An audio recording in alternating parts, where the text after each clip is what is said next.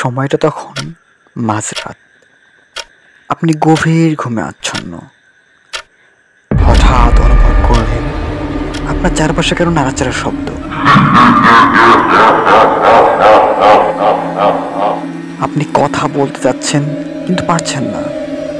হাত পা নাড়াচাড়া করতে যাচ্ছেন, তাও পারছেন না। মনে হচ্ছে আপনার বুকের উপর কেউ চেপে ধরে আছে। এটা কি কোনো ভয়ঙ্কর দুঃস্বপ্ন নাকি বাস্তব?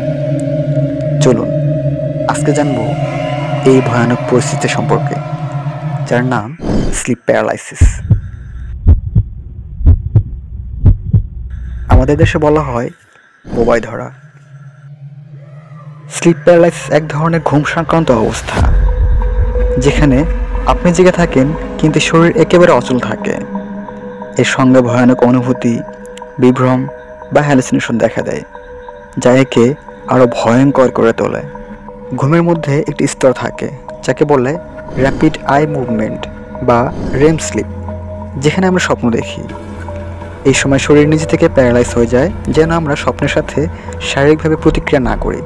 উদাহরণ, আপনি স্বপ্নের মধ্যে হাঁটতেছেন, আপনি রিয়েল লাইফে যেন পা নাড়িয়ে না হাঁটেন, এই জন্য শরীর টেম্পোরারি প্যারালাইজ থাকে। কিন্তু এই সময়টা কখনো কখনো আমাদের ব্রেন জেগে ওঠে, আর শরীর সেই কন্ডিশন থেকে বের হতে পারে না। ফলাফল, আমাদের ব্রেন সচল কিন্তু শরীর অচল, আর এটিই হচ্ছে স্লিপ প্যারালাইসিস। বিভিন্ন ধর্ম এবং সংস্কৃতিতে এই বোবাই ধরা অভিজ্ঞতার বিভিন্ন ব্যাখ্যা আছে। অনেকেই বিশ্বাস করেন এটি জিন, অতি প্রাকৃতিক শক্তি বা অশরীরী কোনো কিছুর উপস্থিতি। বাংলাদেশে একে বোবাই ধরা বলা হয়। এই বিশ্বাসগুলো বহু প্রজন্মের অভিজ্ঞতা থেকে গড়ে উঠেছে।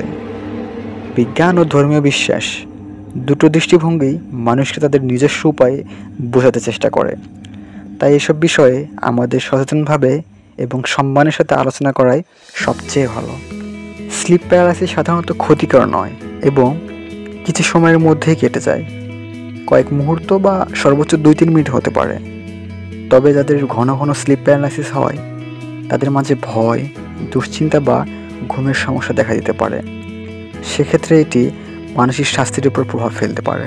স্লিপ প্যারালাইসিস হওয়ার পেছনে বেশ কিছু কারণ থাকতে পারে, যেমন ঘুমের অনিয়ম, মানসিক চাপ, ঘুম না আসা বা ঘন ঘন ঘুম ভেঙে যাওয়া, পিঠের উপর ঘুমানো ইত্যাদি।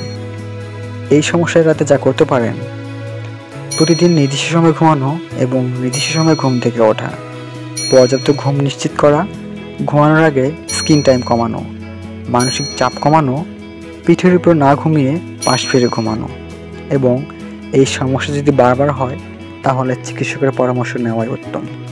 স্লিপ প্যারালাইসিস ভয়ঙ্কর মনে হলেও এটি একেবারে স্বাভাবিক এবং সাধারণ এক ধরনের ঘুমের সমস্যা। বিজ্ঞানের ব্যাখ্যা দেয় মস্তিষ্ক এবং ঘুমের প্রক্রিয়া দিয়ে, আর অনেকের ধর্মীয় বা সাংস্কৃতিক বিশ্বাস এটিকে অন্যভাবে দেখে। আমরা যদি বিষয়টি বুঝি, সচেতন হই, তাহলে ভয় অনেকটাই কমে যায়। নিজের শরীর ও মানসিক স্বাস্থ্যকে গুরুত্ব দিন। আর আপনি যদি এমন অভিজ্ঞতার মুখোমুখি হয়ে থাকেন, তাহলে জানিয়ে দিন কমেন্ট বক্সে। ভিডিওটি যদি ভালো লাগে তাহলে লাইক, কমেন্ট এবং একটা সাবস্ক্রাইব করা যাবে কি?